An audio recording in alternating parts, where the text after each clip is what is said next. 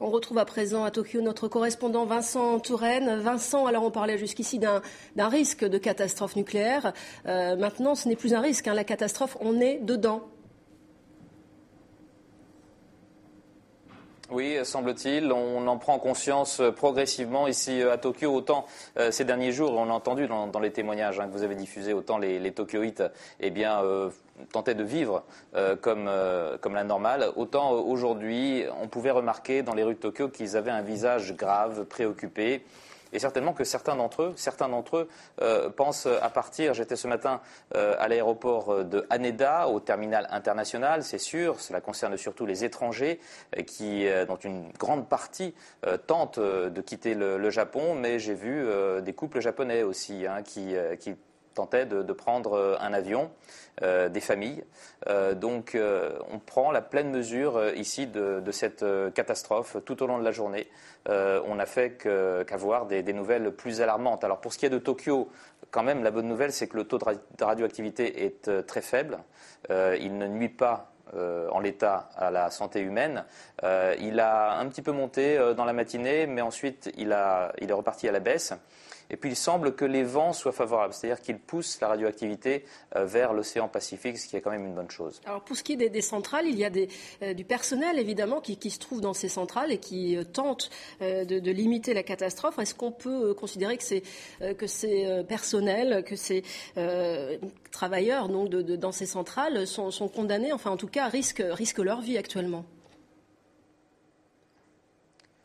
Absolument. Ils prennent des risques énormes. C'est admirable pour contenir ce qu'ils peuvent contenir, car c'est très difficile.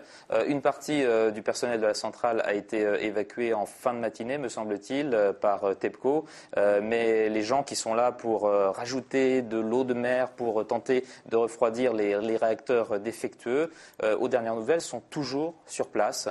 C'est vrai, ils risquent leur vie puisque les taux de radiation sont considérables dans l'enceinte même de la centrale de Fukushima. Alors autour, il y a ce périmètre de 30 km et Naoto Kan, le Premier ministre japonais, a vraiment insisté pour que les gens qui sont dans ce périmètre ou qui en sont sortis même se calfeutrent chez eux à tout prix. Alors comment vous ressentez, vous, l'état d'esprit des habitants de Tokyo La situation s'est aggravée au cours des heures dernières. Vous sentez que maintenant la peur est vraiment présente ?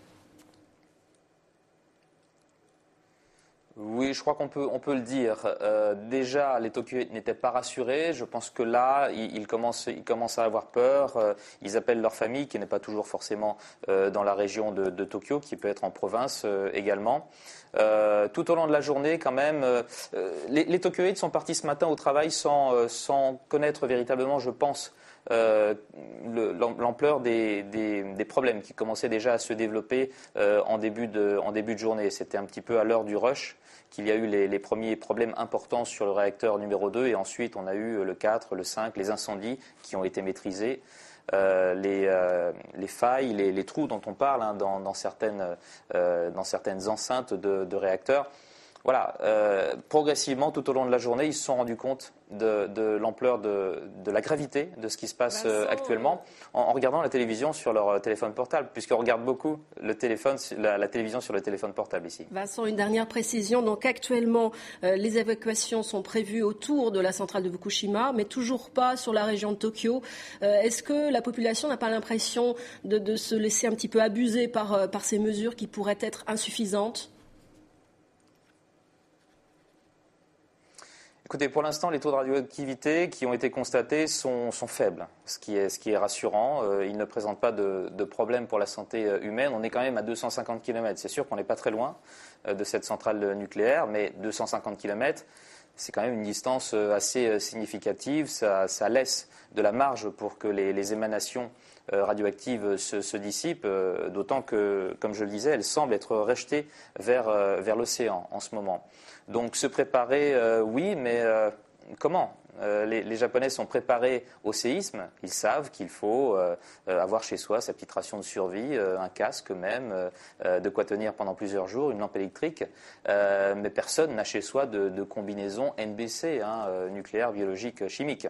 Donc, et à la télévision, on ne voit pas véritablement de conseils sur quoi faire. La seule chose, c'est le conseil qui est donné, et c'est même une consigne très stricte aux gens qui sont dans le voisinage relativement proche de la centrale, de rester chez eux surtout. Merci Vincent.